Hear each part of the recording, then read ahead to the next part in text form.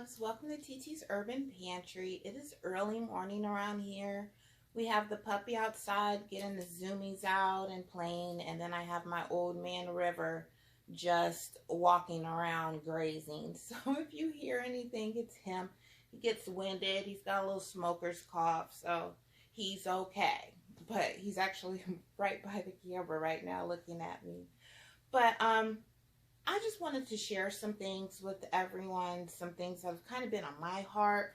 Um, Canning is my first love. I've been doing it for about 3 or 4 years now. It's what got me involved in everything else. Everything else, my little gardening, dehydrating, freezing, grinding meat, stocking the pantry is really a second thought. Canning is my passion, and I've actually taken classes on it. And if I could find a class where I could become like nationally certified, I would do that because that's how passionate I am about canning. But I've been seeing some things, especially I'm in this Facebook group, and it's worrying when I see some of the canning practices that others do. And by all rights, you can do whatever you want to. You can do whatever works for you in your home. But I just feel that for my peace of mind, it's very important if I tell you, you cannot can everything. There is a risk associated with just the stuff that we normally can if you don't can it properly, if you don't use the pressure canner versus the water bath canner, or if you don't use the right amount of processing time. So the dangers that come with canning is, of course, botulism. Botulism lives in an anaerobic environment, and that is a dark sealed environment that is airtight, which is what our jars are. All the air is out of there. Usually it's dark. We don't use it until we go to use it. So it can sit there for a while, which is what the botulism spores, they just love. Um, that's why every food has a different processing time, because depending on that ingredient that you are canning, you need to make sure that you process that for the right amount of time. Some foods, which are high acidic foods, which are usually vegetables, can be water bath canned.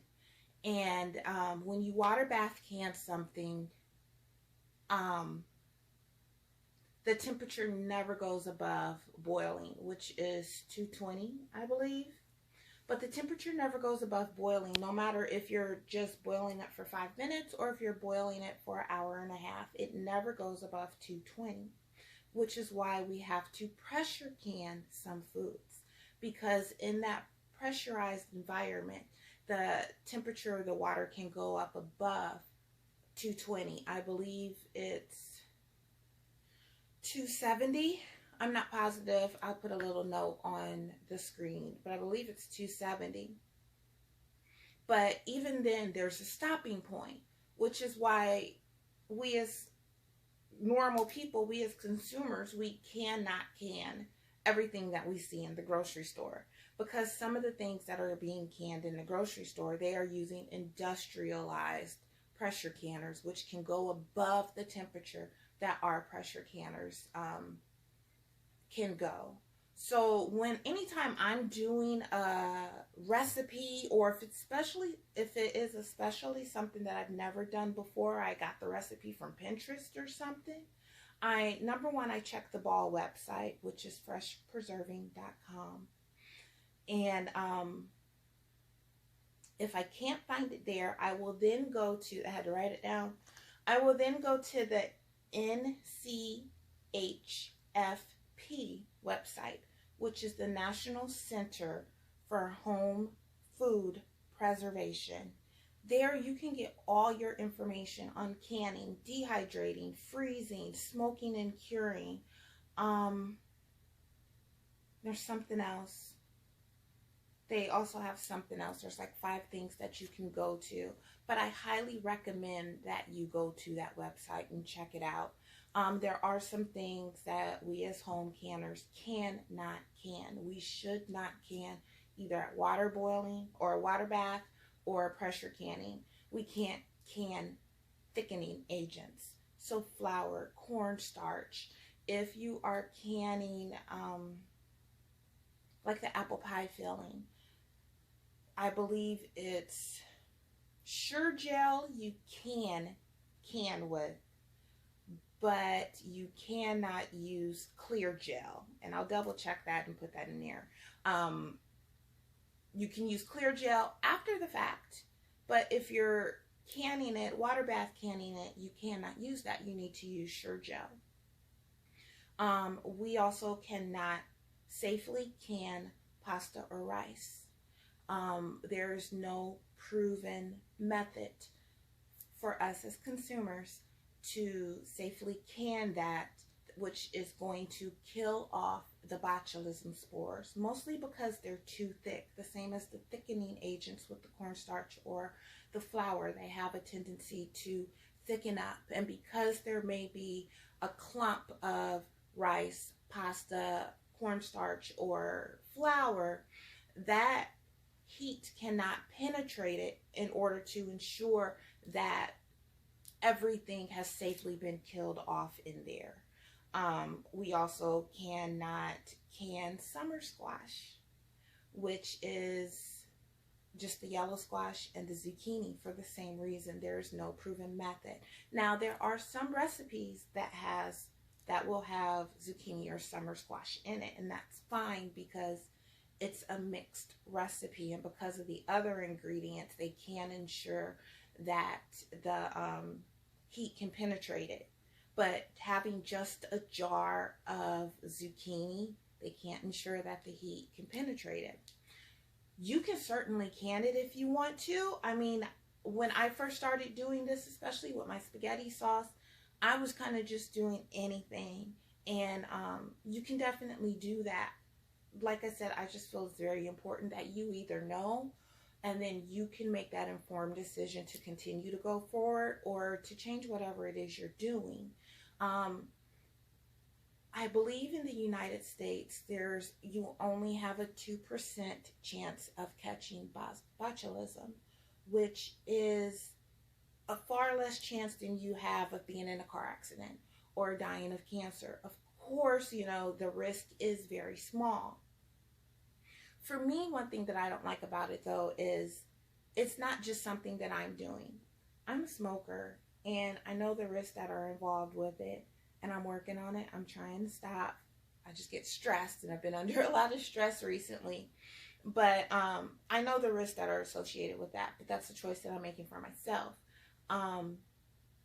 When it comes to my canning, because I especially love to share my canning with not only my immediate family, but my friends and loved ones, I don't want to take that risk upon myself. I don't want to take that risk that I did something that I wasn't supposed to, and now they can get sick because of it. I'm not willing to do that. But for each their own. You most certainly can do that. I have seen people can rice, can with cornstarch.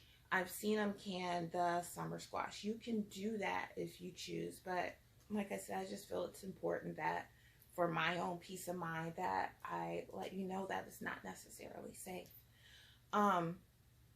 Another thing you can't can that I didn't realize until after I canned up like 20 quarts of it is cabbage. I'm like, what? Why can't you? For the same reason, the National Center for Home Food Preservation says that there is no approved, tested processing time that can ensure that it's going to kill off the botulism spores. So when you go to the Fresh Preserving website, Ball, or the National Center for Home Canning, those recipes that they have there, they've tested. They've canned at different methods. They canned at different amount of times, and they've tested it, and they've checked the pH balance on it and everything, and okay, well, this is safe. So those are the recommended times, which is why we need to pay attention to our recommended times. Another thing that I see that I just cringe at is people water bath canning low acidic foods and meats.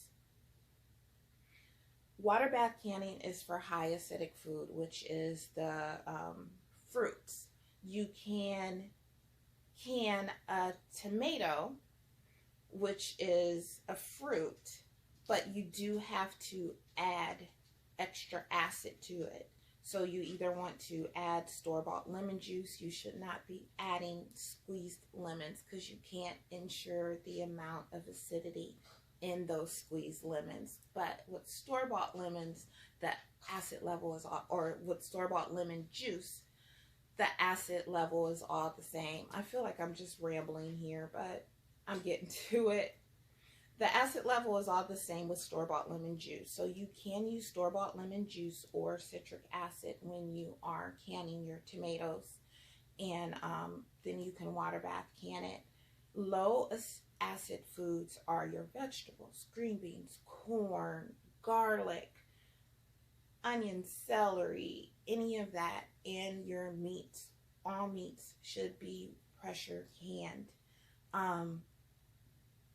So just be safe out there. If you have a recipe that's been passed down to you, or if you got it off of Pinterest, honestly, I don't get my recipes off of Pinterest anymore just because they've been so far out there. My number one go-to is the Ball website, freshpreserving.com, or the National Center for Home Food Preserving. And I will put both those links in the description for you. But those are my go-tos. And then when it's something that isn't necessarily on either one of those websites or in any of the Ball books, I kind of use my best judgments. Does it fall into any of these categories? Is there a thickening agent in it? Is there a pasta or rice in it? Is there a grain in it? Another thing you can't can is dairy. I learned the hard way. A lot of the stuff I have tried canning, and I learned the hard way. The dairy separated and it was just a mess. We tried to do broccoli cheddar soup, but for the same reason. Number one, it's going to separate, and number two, they can't ensure that the heat is going to penetrate it. So if it's any of those things that I realize that recipe has in it, that's where I kind of back off. If it's a combination recipe where it's stuff that is safe to can, and it's either ham and beans, or it's toilet just started running, but if it's ham and beans, or if it's green beans and potatoes, or if it's anything like that, I know that I need to can to the longest amount of time. So just off the top of my head, if you can potatoes for 25 minutes and can green beans for 35 minutes, I'm going to can that combination for the highest amount of time. That is not an exact time. Don't quote me on that. I believe green beans are 25 minutes. But like when I do my vegetable soup, which has mushrooms, onions, celery, potatoes, green beans, peas, carrots, corn, I know that the corn in there is the longest thing that I have. So I am going to can that whole batch of vegetable soup up to the amount of time of that corn, which is 85 minutes. If I take the corn out of it, I'm going to can up to the longest time of whichever vegetable is in there. So please just be safe out there. I just wanted to make sure you are all aware because I care about you all and I love you. So thank you for joining me. If you have any questions, please ask. If you disagree, if you don't like this video, it's completely okay. This is my opinion. My opinion based off of things that I've researched, but it's my opinion. But if you don't like it, it's okay. Thumbs down it, or tell me why you don't like it, or why you no longer agree with that method. Maybe you're looking at something that I'm not looking at, and it says it is safe to do the things that I just said you cannot do.